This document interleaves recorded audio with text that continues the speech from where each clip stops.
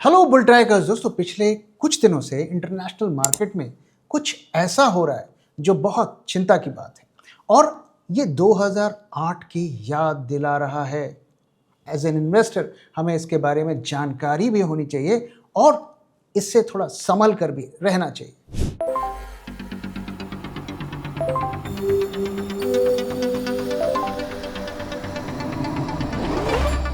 जब मार्केट की हो बात, बेटर आस्क बुल ट्रैक।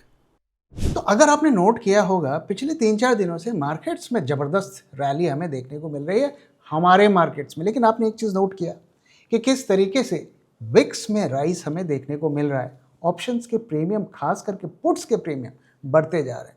अगर आप इंडिया विक्स की बात करें तो वो 10% से बढ़कर 11.66% चला गया है।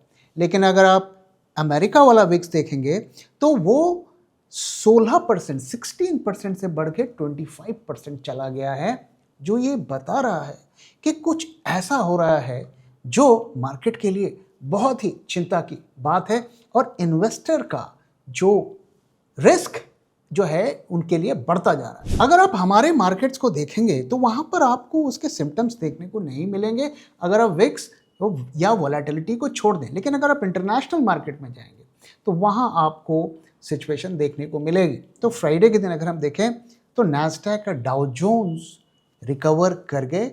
उससे पहले वहां पर हमें अच्छा खासा फॉल और पैनिक देखने को मिला था।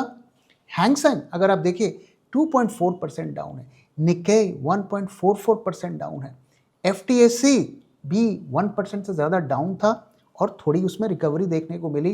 डैक्स जर्मनी का जो इंडेक्स है 1.82% डाउन है। तो आखिर ऐसा क्या हो गया कि ग्लोबल मार्केट्स में इतना पैनिक फैल गया? इसकी वजह है कि यूएसए के कुछ रीजनल बैंक्स हैं जहां पर लोन राइट ऑफ की खबर आने लगी।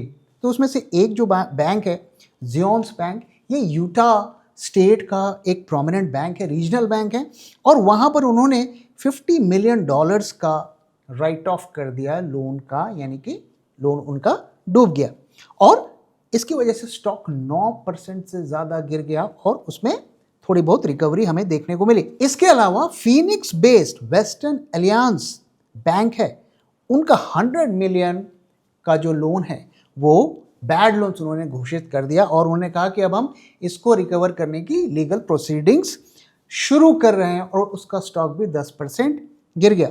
तो ये कुछ ऐसी ही याद दिला रहा है जैसा 2008 में क्रेडिट क्राइसिस के शुरुआत के दौर में हमें देखने को मिला था और पहले छोटे छोटे बैंक्स डूबे और फिर बड़े बैंक्स पर वही खतरा मंडराने लगा। और जो मॉर्गन स्टैनली के सीईओ हैं, उन्होंने कहा कि जहां एक कॉकरोच होता है वहां चांसेस हैं कि और भी कॉकरोच हों। स्पेसिफिकली यही वर्ड्स उन्होंने यूज़ किए और ऐसा लगता है कि उनकी बात सही भी है, क्योंकि 1 महीने पहले ही उनका 2 कंपनीज लोन्स के चक्कर में बर्बाद होती हुई दिखी।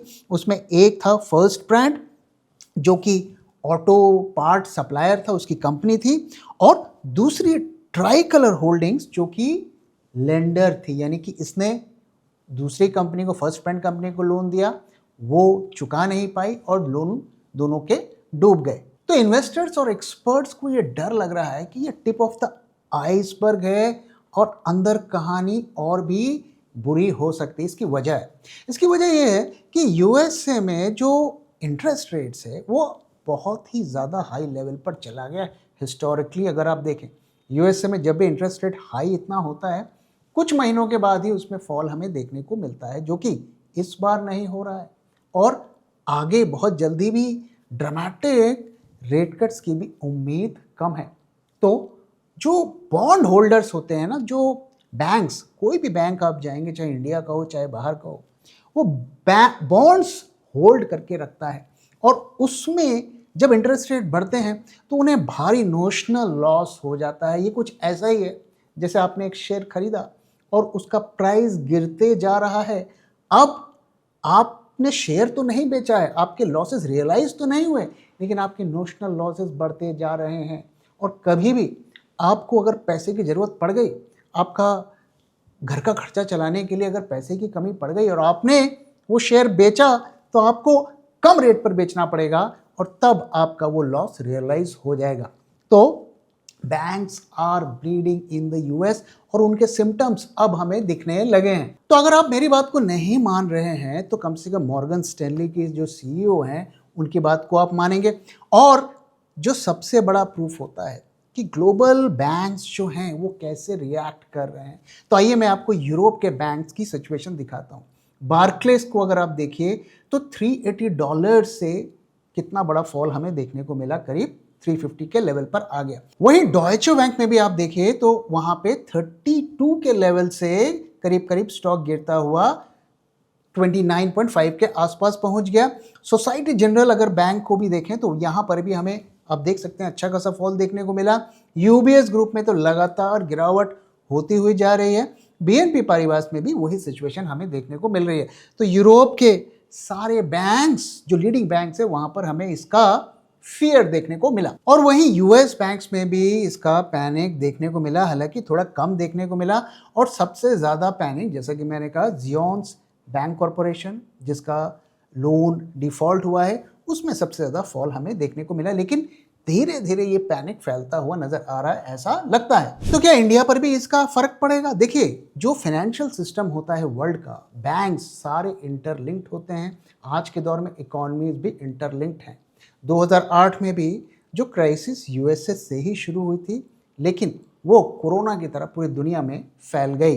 तो अगर वहाँ पे ये क्राइसिस शुरू होती है बड़े स्केल पर तो हम भी नहीं बच पाएंगे। और अगर हम अपने बैंक्स की बात करें, वहाँ सिचुएशन क्या है, आप मुझे बताइए। क्या पिछले कई क्वार्टर से हमें वहाँ पर उनके स्लिपेज, एनपीएज बढ़ता हुआ नहीं दिख रहा है?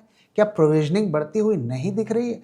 क्या हम कह सकते हैं कि हमारे सभी बैंक्स एकदम हेल्थी स्टेट में हैं? हमने देखा कि एक्सिस बैंक, माइक्रो फाइनेंस और इंडसइंड बैंक में क्या हुआ। क्या हम कह सकते हैं कि हम इस क्राइसिस से अछूते हैं?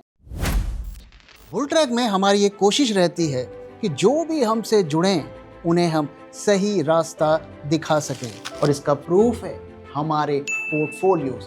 ये है 2021 का पोर्टफोलियो, और इसी ड्यूरेशन में अगर आप निफ्टी का रिटर्न देखेंगे तो वो 40% से कम है। और अगर आप हमारे 2024 पोर्टफोलियो को देखें तो वहां के रिटर्न्स करीब 18% हैं। आप में से कई लोगों ने हमारे पोर्टफोलियो का बेनिफिट उठाया है, लेकिन आप में से कई सारे लोग ऐसे भी हैं जो ये सीखना चाहते हैं कि कैसे हम इसी तरीके के हाई परफॉर्मिंग पोर्टफोलियोज को खुद से डिज़ाइन कर सकते हैं, और कैसे हम मल्टीबैगर स्टॉक्स को खुद से आइडेंटिफाई कर सकते हैं। और इसीलिए हम लेके आ रहे हैं invest for alpha 2.0, this time bigger better boulder, जहां आप सीखेंगे कैसे मल्टीबैगर स्टॉक्स ढूंढें, कैसे निकालें स्टॉक्स की रियल वैल्यूएशंस, और क्या वो की मिस्टेक्स हैं जिसे करके इन्वेस्टर्स अपने लाखों रुपए डुबाते हैं। नवंबर 8 एंड 9 2025 सुबह 10 बजे से लेके शाम के 6 बजे तक। तो अभी विजिट करें हमारी वेबसाइट bulltrack.in पे, या हमसे कांटेक्ट करें स्क्रीन पर दिए हुए नंबर पे। Register now.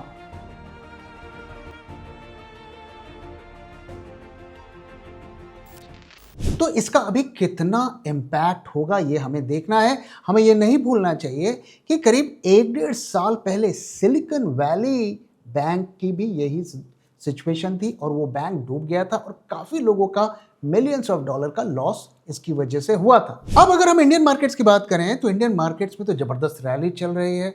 ऐसा लग रहा है कि अब ये न्यू हाईस को टच करने वाला है, लेकिन इसकी सच्चाई क्या है? दोस्तों, मैंने आपके साथ शेयर किया था कि किस तरीके से DIAs, FIs और हमारे जो EPF पेंशन फंड्स के पैसे हैं वो मार्केट में झोंके जा रहे हैं।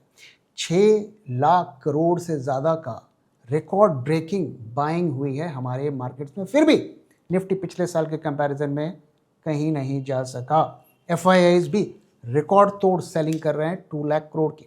और मैं लगातार आपके साथ शेयर करता हूँ कि जब इस तरीके से बाइंग होती है तो हमें ये सोचना चाहिए कि क्या हम किसी को एग्जिट्स दे रहे हैं। और आज मैं आपके साथ एक और डेटा लेकर आता हूँ। तो अगर आप देखें, रिसेंटली एक रिपोर्ट आई कि जो इंडिया स्पेसिफिक फंड्स, हम जानते हैं कि यूरोप के कंट्रीज़ में, अमेरिका में कुछ फंड्स, म्यूचुअल फंड्स बनाए जाते हैं जो कंट्री स्पेसिफिक होते हैं, क्योंकि वहाँ के इन्वेस्टर्स को कहा जाता है कि इस कंट्री की ग्रोथ रेट ज़्यादा है, हम यहाँ की अच्छी कंपनी में पैसा लगाएंगे। तो उन फंड्स के लिए पैसा कलेक्ट किया जाता है और फिर वो उस कंट्री के स्टॉक्स में पैसा जाता है। और आज अगर हम देखें क्या हो रहा है, तो जो इंडिया स्पेसिफिक फंड्स थे, जुलाई से लेकर अभी तक अगर हम देखें $3 बिलियन की प्रॉफिट बुकिंग हुई है। और सिर्फ इस वीक, इस हफ्ते की बात कर रहा हूं, करीब $400 मिलियन की प्रॉफिट बुकिंग हुई है। ये पैसा निकाला जा रहा है। अब आप सोचिए, हम बोल रहे हैं मार्केट न्यू हाई जाएगा, 26,000 जाएगा, 29,000 जाएगा, 35,000 जाएगा, कोई तो महाशय कह रहे थे कि 2 लाख जाएगा, 3 लाख जाएगा, और ये फंड्स प्रॉफिट बुक कर रहे हैं। प्रॉफिट बुक क्यों कर रहे हैं? क्योंकि ये पैसा चाइना लेके जा रहे हैं, उन्हें लग रहा है वहाँ पे ग्रोथ ज़्यादा होगी। और ये पैसा और कहाँ जा रहा है? ये पैसा गोल्ड में जा रहा है। और जो मैं फाइनेंशियल क्राइसिस की बात कर रहा था, उसकी वजह से भी काफ़ी पैसा गोल्ड में जा रहा है। और इसीलिए गोल्ड में इतनी ज़बरदस्त रैली हमें देखने को मिल रही है। क्या आपको ये रैली नेचुरल लग रही है? अगर आप ट्रेंड देखेंगे ना, तो ट्रेंड यही है कि इक्विटी मार्केट से पैसा निकालो और हाई वैल्यूएशंस पर रिटेल को माल चेपो। प्रोमोटर भी यही कर रहे हैं, आईपीओज भी इसीलिए लाए जा रहे हैं, और जो एफआईआईज भी यही कर रहे हैं। यानी कि जो भी स्मार्ट इन्वेस्टर है वो माल बेच रहा है, खरीद कौन रहा है ये आप जानते हैं। अब यहाँ पर एक और एस्पेक्ट को बात कर लेते हैं, इंडिया यूएस डील की। तो हो सकता है मार्केट्स ऊपर जा रहे हों, क्योंकि मार्केट को कहीं ना कहीं ये शायद क्लू मिला होगा कि डील हो गई है। मैंने आपके साथ पहले भी शेयर किया है कि डील इज़ ऑलमोस्ट थ्रू, और इसका अनाउंसमेंट शायद नवंबर में बिहार इलेक्शंस के बाद होगा। और ऐसा मैं नहीं कह रहा हूँ, ऐसा हमारे कॉमर्स मिनिस्टर ने खुद कहा है कि नवंबर तक डील हो जाएगी। मैं उन्हीं को बेस बनाकर ये कह रहा हूँ। लेकिन अगर डील हो गई तो क्या फ़ायदा होगा हमें? क्या हमारे टैरिफ्स 0% हो जाएंगे? इस वक्त अभी जो लेटेस्ट न्यूज़ है उसमें यूएसए ने कहा है कि हम टैरिफ में कमी नहीं करेंगे। अगर हमने रशियन ऑयल को खरीदना बंद कर दिया तो 50% से हम 25% पे आ जाएंगे। 25% से अगर हमको नीचे आना है तो उसकी एक ही शर्त है कि हर अमेरिकन गुड्स जो इंडिया में बिकेगा वो 0% टैरिफ में बिकेगा। अगर हम ये अलाउ करते हैं तो हम अपने पाँव पे कुल्हाड़ी मांगेंगे, और अगर हम ये नहीं अलाउ करते हैं तो 25% तो हमें देना ही पड़ेगा, बशर्ते हम रशियन ऑयल को ख़त्म कर दें। तो आप देख सकते हैं कि कहीं से भी कोई अच्छी पॉजिटिव ग्रोथ मोमेंटम की फिगर नहीं है। हम सिर्फ होप कर सकते हैं कि कुछ ना कुछ हो जाएगा और मार्केट्स ऊपर चले जाएंगे। अगर आप लॉजिक से चलेंगे तो अभी फ़िलहाल कोई भी मेजर पॉजिटिव ट्रिगर नहीं है, नेगेटिव ट्रिगर्स ज़्यादा है, रिस्क बहुत ज़्यादा है। इसलिए बार बार मैं कह रहा हूँ, ये हमारे पास आखिरी मौका है। जितने भी आपके कचरा स्टॉक्स हैं उसे निकालें और उन्हीं स्टॉक्स पर लॉन्ग टर्म के लिए बने रहें। जो स्टॉक्स अच्छे, फंडामेंटली स्ट्रॉन्ग है, प्रॉफिट मेकिंग है, डिविडेंड पेइंग है, और थोड़ा रिजर्व बना के रखें फ्यूचर के लिए, अगले साल के लिए। अगर अगले साल कोई अच्छा मौका आता है तो सस्ते प्राइस पर और सही वैल्यूएशंस पर उन स्टॉक्स को या तो एवरेज करें या अच्छे स्टॉक्स को सही प्राइस पर एक्वायर करें। यही हमारी सलाह है। तो दोस्तों, इसी के साथ इस वीडियो को यहाँ पे खत्म कर रहा हूँ। वीडियो कैसा लगा जरूर बताइएगा, अपना फीडबैक भी शेयर करना मत भूलिएगा। Thank you very much for watching and thank you for your time.